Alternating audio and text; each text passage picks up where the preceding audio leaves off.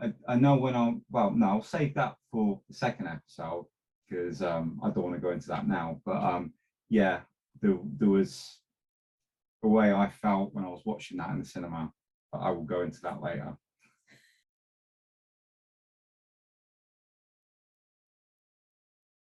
This is HKB. I'm Shaz. I'm Leon, and this is the film channel where we go to Hong Kong and beyond. And today we have a very special episode. We have part 2 of the election double bill that we were invited to join in with Big Brother Will over at Hong Kong Cinema Appreciation Society. Hi. And here he is, Big Brother. In all my glory. Well, thank you for having me. Thank you for coming to see us. Yes, we're so pleased to be able to host the second part to this. Election 2, a very special film, and sequel to another very special film, Election, which we covered last time. And I think in the last episode, I did briefly run through how I came across Election 2 first. Which is an amazing story. Yeah, you mentioned that you did. And and obviously Chaz saw it through me. And I alluded to something in that episode that when I saw it at the cinema, I had a bit of an experience. Yes. So if I may, Will, could I just share that bit before we get into the film? Go for it. I'm excited. Yeah. Okay, fantastic. Wow. When I went into the cinema and I wanted to go and see Election 2, they gave me a ticket for, I think it was Mission Impossible 3. And I was like, no, I want to go and see Election 2. And they're like, that's Chinese. I'm like, yeah, but it's got English subtitles. And they were like, yeah. I said, then that's what I want to see. I said, it's the wrong ticket. I said, I want to see Election 2. And they were like, okay. So they gave me the ticket for Election 2. And I went in with me Todd and sat in the darkness. And I felt very alone. That's all I can say.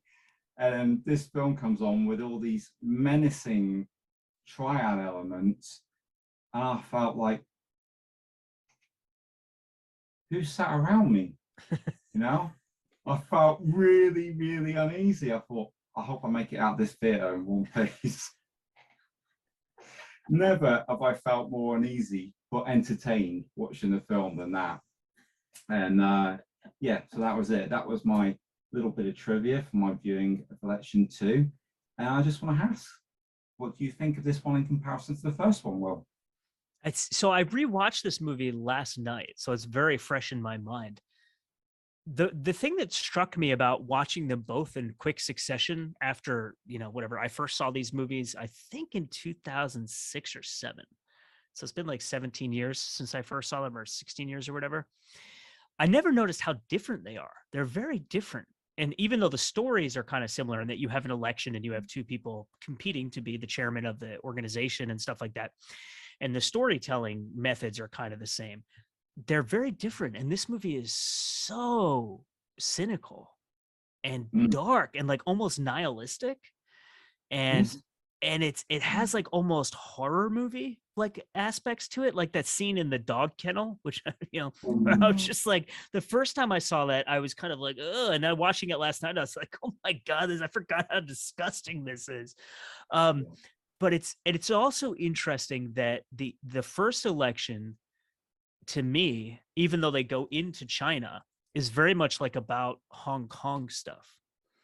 And this movie, in a way, is about how small these Hong Kong guys are with the massive apparatus of China like looming at their back door, basically. And like the corruption and the police who have like enormous amounts of power, and the government officials, and like they're really kind of these small fish in this giant ocean.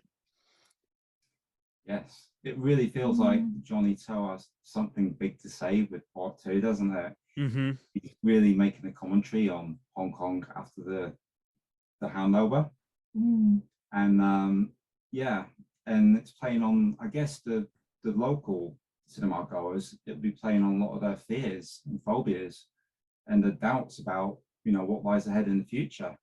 And so you can watch the film purely for entertainment, or you can like look for those messages and the commentary on Yeah. on Hong Kong at the time, which is in there. And I think that just adds an extra layer of enjoyment to the film when there's more than what's on the surface.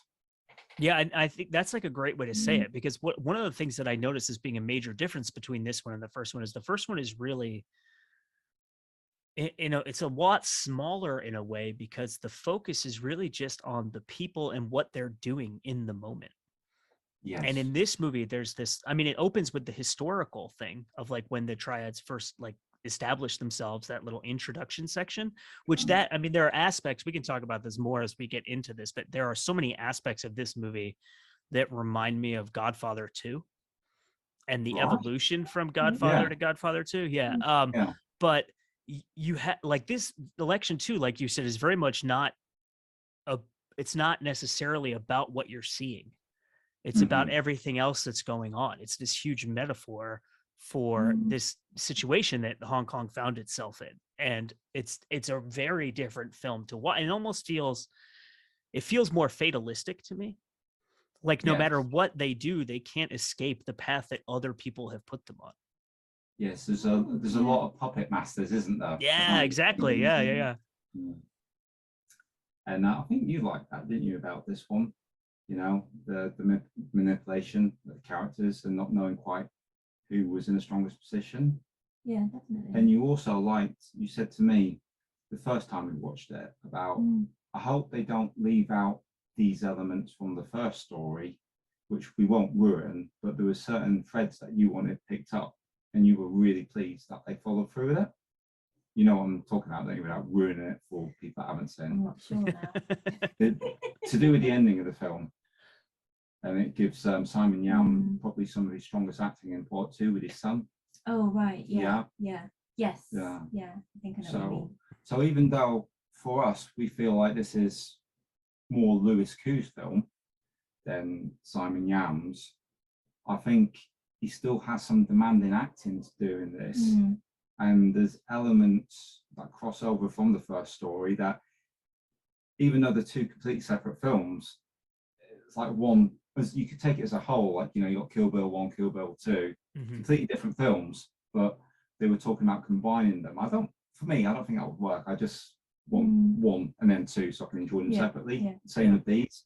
But I like that they pick up those pieces, because oftentimes in sequels, especially in Hong Kong cinema, they drop off the elements that they're not interested in and just concentrate on the new stuff. But I think giving that care and that creativity, you know, picking up the details and, you know, caressing the storyline so that everything fits, but you're also going on this different journey.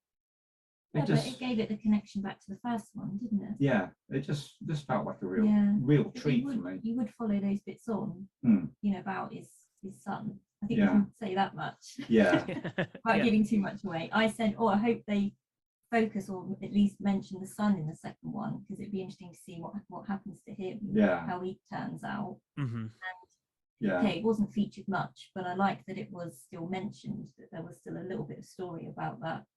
I don't know how you feel, Will, but I feel like that was just enough.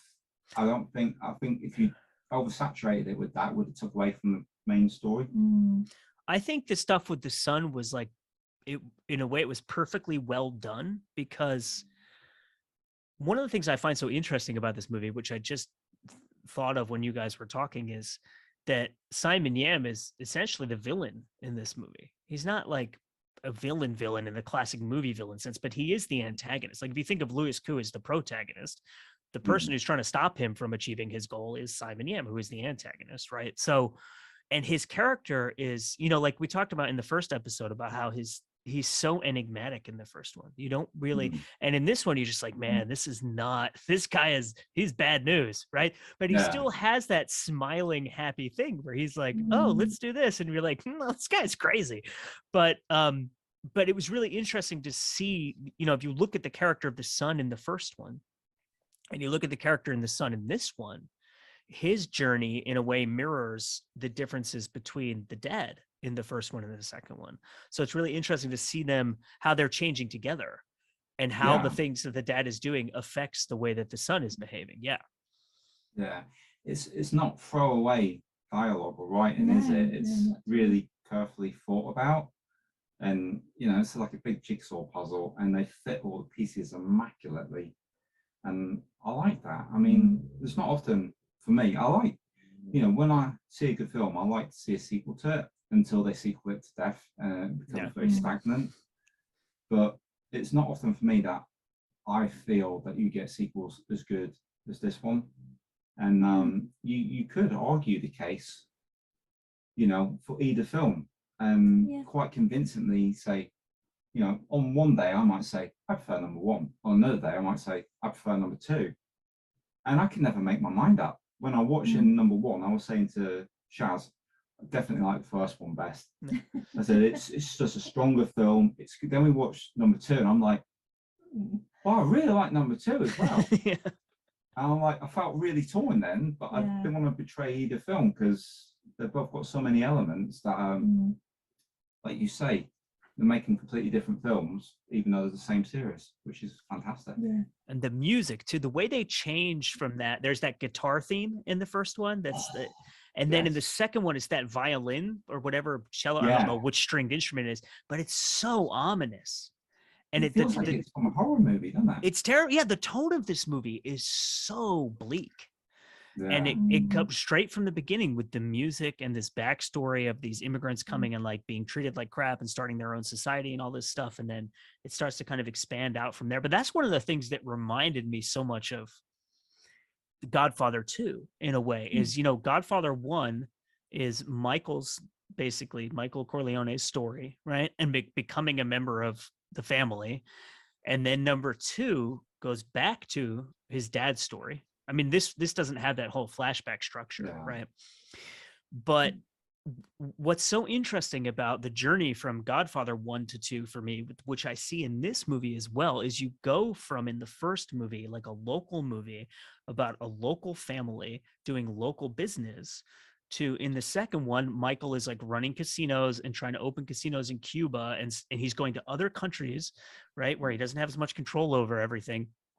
And it's almost like the mafia family has become like an international corporation and all they care about is money. And the family element has been lost to like the predatory instincts of these people.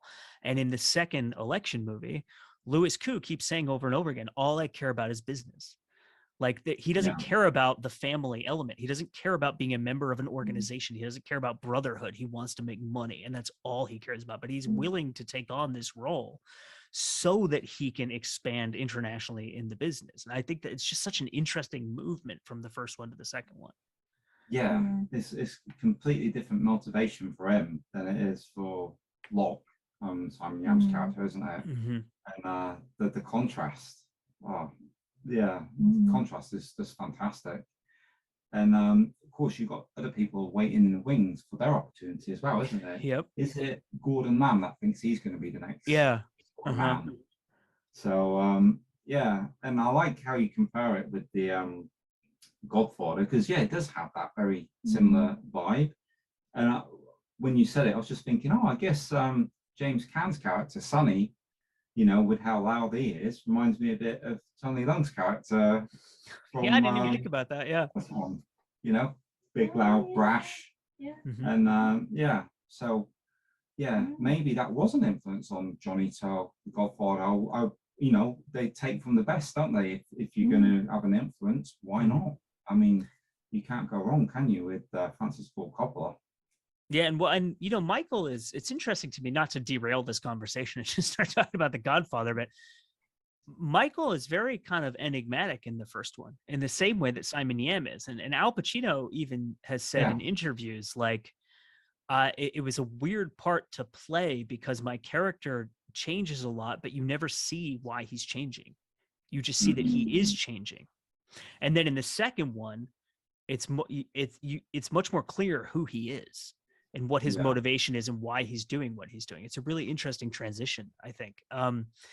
But oh God, what was I going to mention? I can't remember. It went right out of my head. But that's okay. It'll come back. Yeah, it'll re-arrive at some point. Yeah. What do you think about some of the new additions to the cast in this one? I particularly really like the addition of Mark Chang's character, Bo. Works for Louis Cooge, Jimmy. He's like henchman in it. Oh yeah, I like that guy a lot. Yeah, he's a really interesting character. Yeah. Yeah, he's got a line in it at one point. I think it's like, "Oh man," he said, "I'm gonna have nightmares. You need to pay me more." Yes. Thought, yeah, fantastic. That guy's such an interesting character. Yeah. He is, isn't he? He's a great actor, and he's another one where I'm like, who is it? Oh, right. Then I'm like, oh yeah, of course it's Mark Chang. I think he's married to Yukari Oshima, if memory is he really? Right. I think so. Yeah. Oh wow. I could be talking out my ass here, Phil. Will, but I think he is. I think he's married to Yukari Oshima. But if I'm wrong, well, no, it'll be in the comments. Yeah. You're always wrong. Always. Yeah, I keep making mistakes lately, don't I? I'm like, oh shit, I've done it again.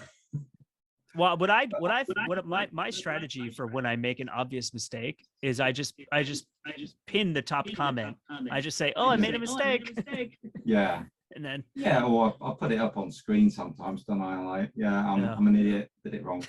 But no, I'm pretty sure it is Yukari Oshima he's married to, and he's, I remember him in stuff back in the 90s, like the old, I don't know if I can say the word on YouTube, but Attacked by an Angel, that series of films.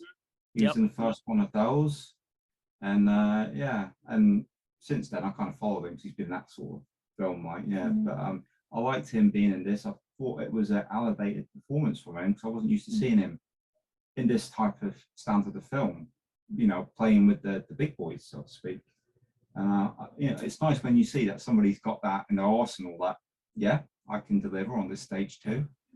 It just puts a smile on my face to see some of the smaller actors stand up and do a great performance, and he did it for me. But I think oh, sorry, go ahead. Did I interrupt you? No, it not important. I was going to say I don't know the name of the actor that plays the supposed undercover. But I like his role, and you were really shocked with that, weren't you? We'll not go into it, but there's some horrible sequences in this one. Near the beginning. Yeah. That bit. Yeah. And that really made you. Yes, I was quite shocked at that point. Let's just say a bag and a belt, and that's all we'll say. The scene, speaking of there's that whole plot device where the Chinese, what are they called, like the Chinese state officials, the cop guys, but they're like wearing the suits.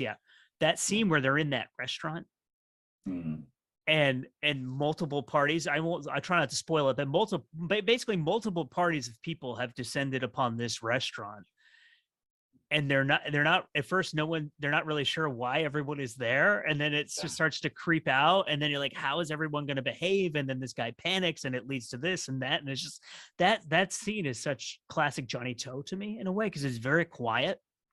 It's just people sitting at tables, right? Like if you took the context out of that scene and showed it to somebody, they'd be like, well, this is just a bunch of guys sitting at tables, right? But we know what's happening. Yes. And we know who all the players are, so it makes you so anxious because you're like, what's going to happen?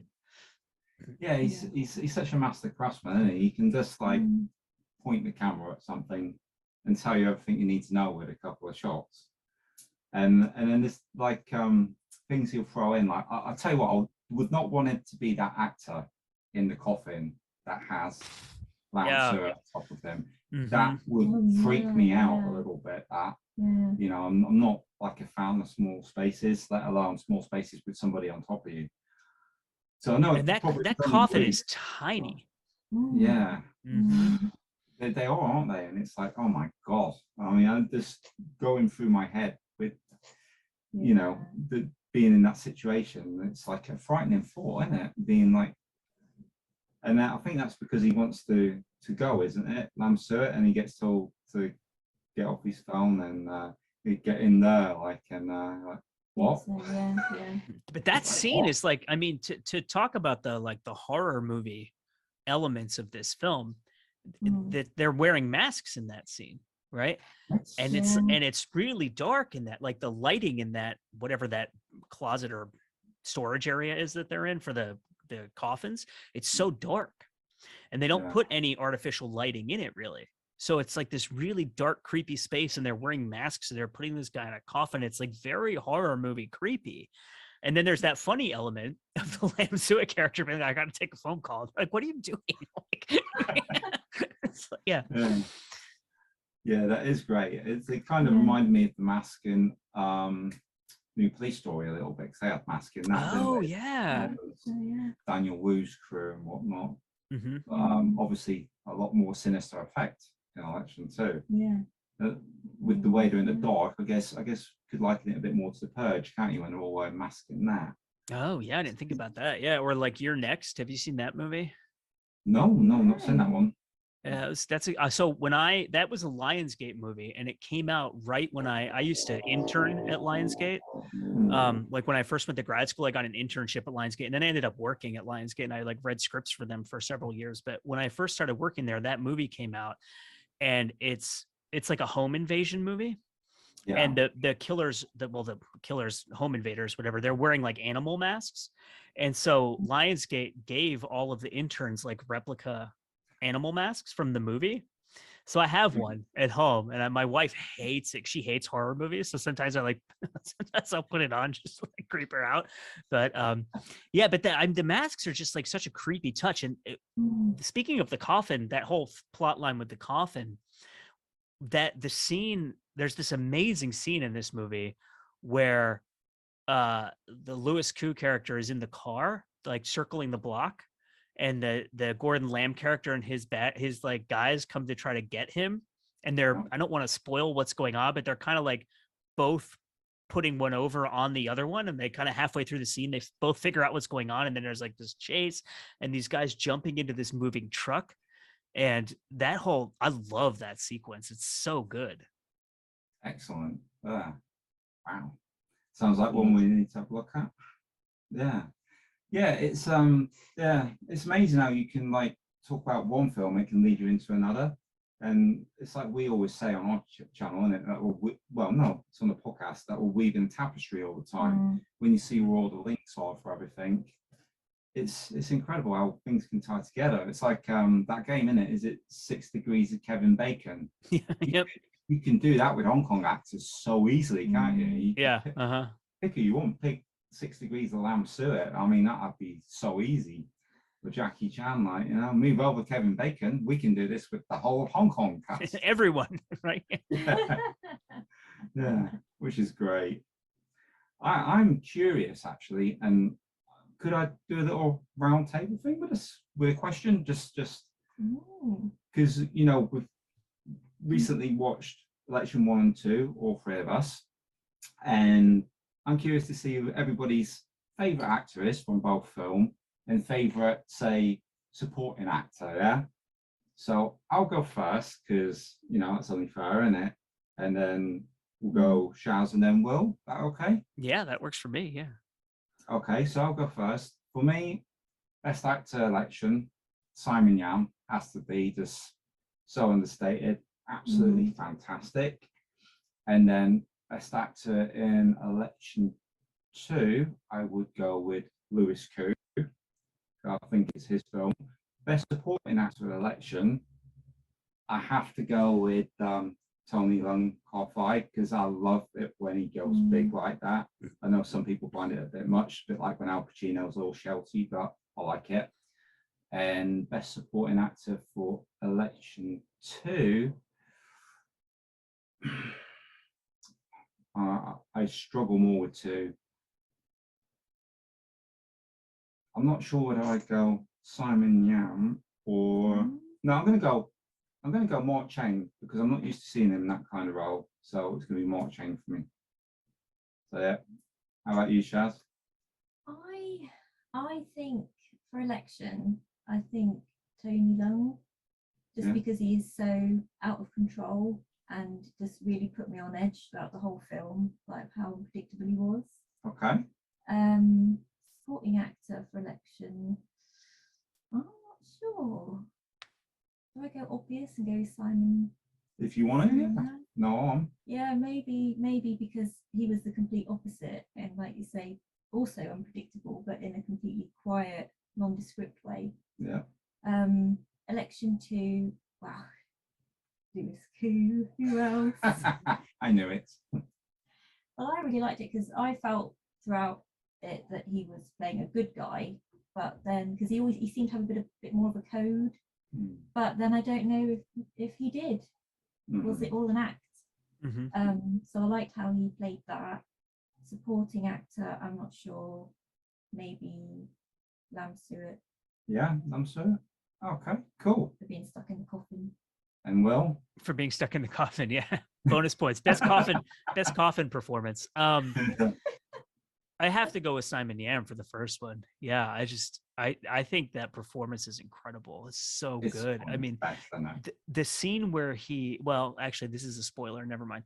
There is a moment in this movie, in the first movie rather, where he reacts to something without saying anything. He just uses body language. It's like one specific moment I'm thinking of, but I don't want to say what it is because it will spoil something. When he's fishing. No, it's not that part. It's if he's in his house with his kid. Right, and he just reacts to something with body language. And you're like, that gesture that he did says more than like a 5-minute monologue. Like, you know exactly what is happening right now. I love that performance. And then for supporting actor in the first one, I might go with Nick Chung, honestly, because I can't get his face out of my head. Just the intensity of that expression. Like he's always just ready to kill someone. Like he's just constantly infuriated at everyone. And he never drops it. Like even when it's not his moment in the scene, if he's in the background, he's still got that like look in his eyes, like he's ready to kill someone. For the second one, it has to be Lewis Koo for the main actor. I mean, he's just incredible in that movie. And I mean, Shaz, you made the point that he kind of surprises you because you think he's got this code. You think he's like a little bit different. He went to business school. He wears the suits and stuff like that.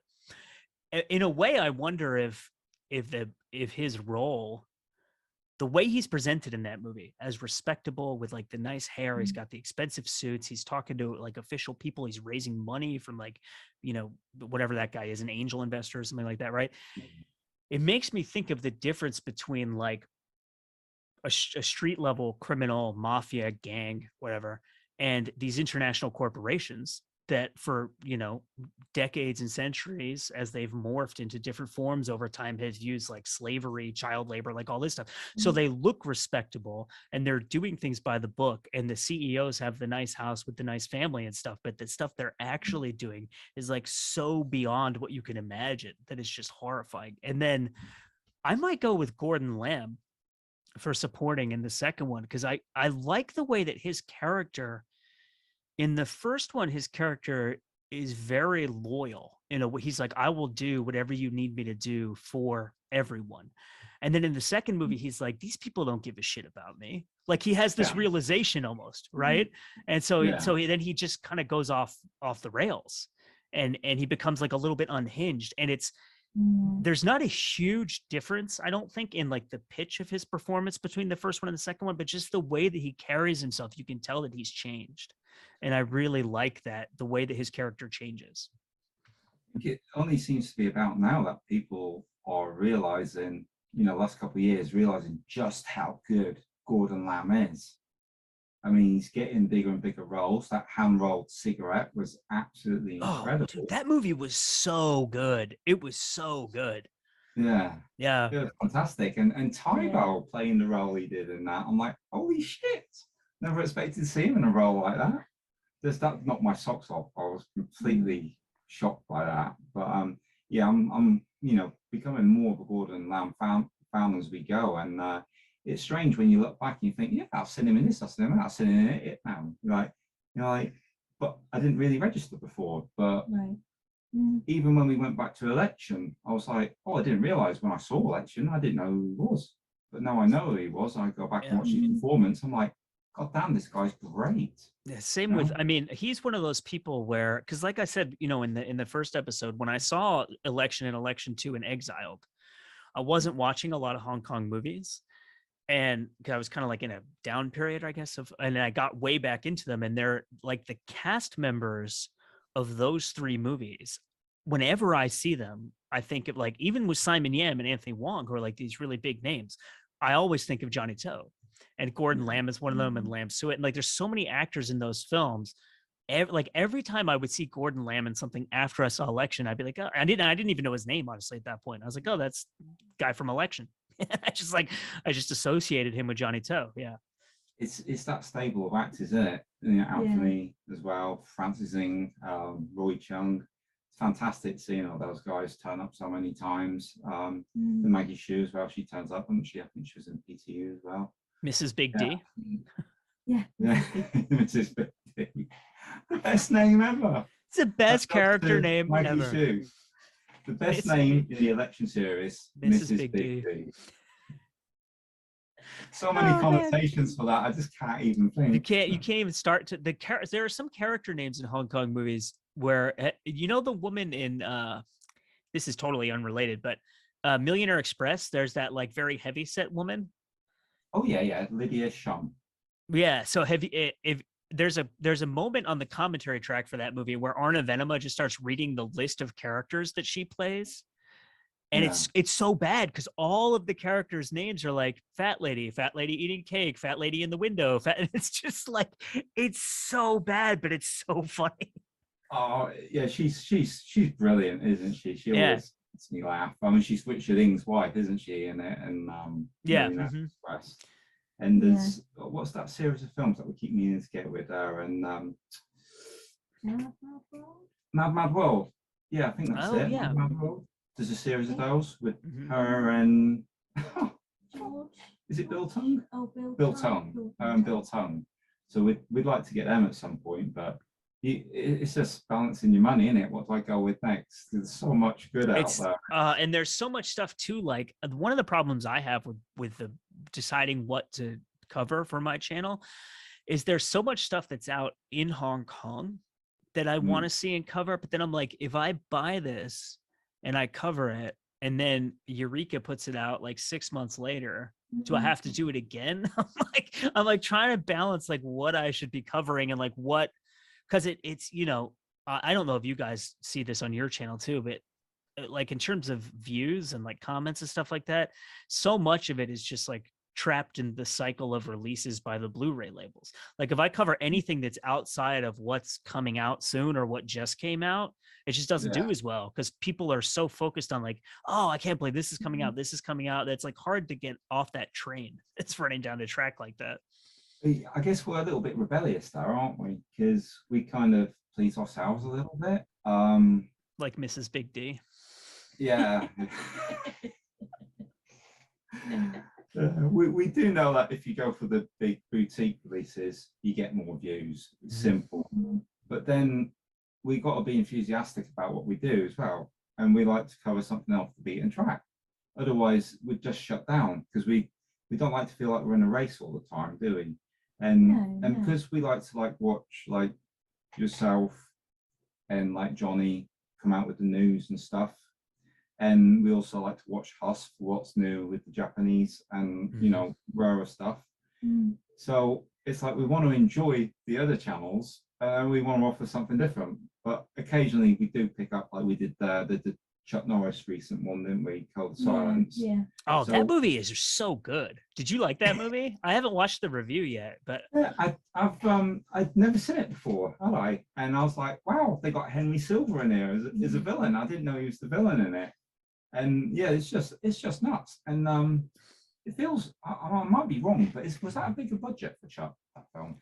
I don't know much about. I mean, it feels like it is, right? It feels like. I mean, I know this is like a terrible thing to say, and no offense to Chuck Norris, but like it feels like a real movie, right? Like it doesn't feel like in Hollywood a lot of times what they do with like the Chuck Norris types is like there's this ghetto for action stars and you have this small budget and a limited amount of resources and it's going to go straight to VHS, like especially films from that era, right? That movie feels like a movie where they were like, oh, this is a real movie. Let's give it more money. Let's touch up the script. Like, Yeah. Well, I think it was originally scripted for, I'm not sure whether it was Clint Eastwood or Charles Bronson, but it was one of those two guys. Yeah, that makes sense. They didn't want to do it. So Chuck got it and fantastic. It was probably Charles Bronson, wasn't it? Because it was a Canon film. I think. Oh, okay. Well, they both work for Canon Films, so that makes sense. Yeah. Probably talking out my backside. Does that one take place in Chicago? Yes, it does. Yeah. There's so many that. good. They never make good Chicago movies anymore. But like in the 80s, especially, well, like and early 90s, like there were some Seagal Chicago movies. There were all the John Hughes movies. Like they used to make so many good Chicago movies, and now everything is shot. What's that? Rapid Fire. Did they have a Chicago scene in Rapid Fire? If I remember rightly. Brandon Lee. I don't know if I've seen that movie, but what was the one that I just watched? Thief. The Michael Mann movie, Thief. It all takes place in Chicago. Yeah. Heist movies. You love heist movies, don't you, Shaz? Never heist. That's a great. I had never seen that movie, and I saw it like maybe 3 weeks ago for the first time. It is so good. Yes. We might have that here actually somewhere. Do we have that here? Criterion put it out in the US. We got it on what's it called? I can't think what it's called. It's Arrow. We do have it somewhere. I know it. Okay. Oh, there it is. Yeah. Oh yeah, that's a cool cover too. I like that one. Diamond. Yeah. Good. But Shaz's favorite heist movie is this one. I've never seen that movie. Oh, so good. But yeah, I've heard great things about it. Yeah. Is that a French movie? Yes. Yeah. It's a really cracker, isn't it? Because even though, you know, obviously like yourself, Hong Kong cinemas are love, passion, or main drive, we do like to venture elsewhere and, you know, go beyond. Aha. Get that in at some point. I'm a huge fan of French movies, so it's just one of those ones that like slips through the cracks for me, but I should check it out. Yeah. We haven't done that many, but the ones we're seeing we liked. Shall we be a naughty bunch now? Shall we because I feel if we didn't do this at the end of these videos, it would be a bit sad. But shall we put up a spoiler alert and then every one of us mention our favorite scene for each of the films or one of the films? I think that's good. It'd be nice to do that, and if we don't do spoiler, then we can't do it, can we? So yeah, who wants to go first? I don't mind. I volunteered last time. Anybody want to volunteer? Shaz? I need to think, so I'm not ready to go yet. Are you ready, or can I go? I was thinking. Yeah, go on. Well, you can go if you like, if you're ready. I'm greedy. I'll go first. Okay, so this is gonna throw you a little bit, but I like subtle acting, and when Will was mentioning about that scene with Simon Yam in his home, I think you'll remember this. There was a bit on the building with Simon Yam and Tony Leung in the first one, and they're talking about expanding into Mongkok and all the rest of it, and Simon Yam turns around to Big D and says, "I couldn't have done it without you." And for me, that's the pivotal moment, because he turns around and that's when you know that it's registered with Tony Leung that, oh, maybe if he can't do it without me, maybe it should be a partnership. And that comes after following that. And I think the way Simon acts it, it's like he knows he's made a mistake by saying that, and that there's going to be consequences.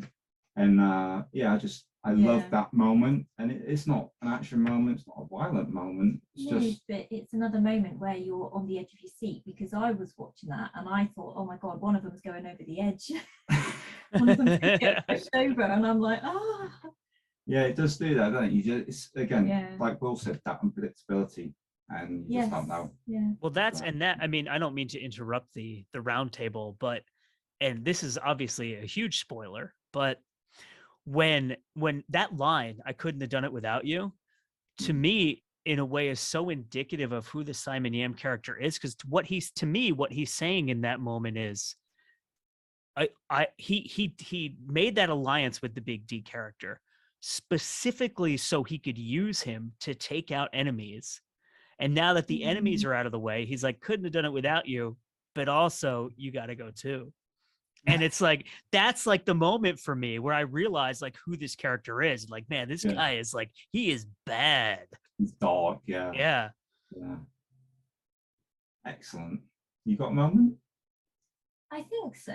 I'm finding it quite difficult, but I guess maybe favorite moment, or the moment that surprised me the most, was the end of election at the riverbank with the fishing and what happens. Yeah. Because I just was not expecting it. And again, it goes back to that whole thing throughout the whole film. You don't really know how far Simon Yam's character will get pushed before he snaps. And I was just gobsmacked. Yeah. So even though it wasn't a particularly nice scene, yeah, it was just the shock element was just took my breath away. So cool. I'd say that. Yeah, excellent. I'm having a really hard time. I mean, you mentioned shock. The scene that shocked me the most the first time I saw both of these movies is the scene with the dogs. Yeah. Well, I was just like, Yeah. I was not prepared for that at all. But in terms of a favorite moment, there are two that are standing out to me. In the first movie, the scene that you mentioned, Leon, with the when Lam Suet and Gordon Lamb run into each other, like they're chasing each other through that whole sequence is so good because they're driving away in the truck and then you see the guys following them, right? And then there's like a break in time where you see the guys who are following them on the phone. You don't know that it's like 5 minutes later and that Lam Suet has like run off. We don't know if he's still in the truck. So there's this tension of like, where is he there still? It's like, it's just so well constructed that and then when like the climax of the scene kind of where the phones both ring and you're like, oh my God, no, like it's just so good. But the other scene that stands out to me is, I mean, kind of cheating, I guess, because it's the climax or whatever, but the ending of the second movie, that scene where they're at the location of the thing that they want to build, and you find the guy, the Chinese security forces guy, basically just tells them what the deal is, and it's just like, oh man, that is so brutal. Yeah, it is so brutal. Yeah, it's his whole future in it is spelled out for him. Yeah, and everything he's done, and like. And then in a way, it's like, the next scene, the very final scene in the second one is he's just sitting in that room while is it his wife or his girlfriend? I don't know if they're married. Is she his wife? I think she's I can't remember. I think it was his girlfriend, but was she pregnant? I can't remember. Well, what she says to him is, I can't wait to have your babies or something like that. Yeah. And then, like he's fucked. This is his whole life. Like he's not like, I'm not saying he's trapped with the baby, but like, he's trapped. The kid is going to be trapped in this life. They're all just trapped in this system controlled by these people who are beyond their ability to do anything about. Yeah, it's just like, it's so bleak. Yeah. So it's been much speculated, hasn't it, about an election free? The third one, yeah. Do you think it'll happen? And what would you propose direction if it was up to you? Where would you take it? What free? I mean, I have to say I'm skeptical of it happening because of the new laws that are in place in Hong Kong.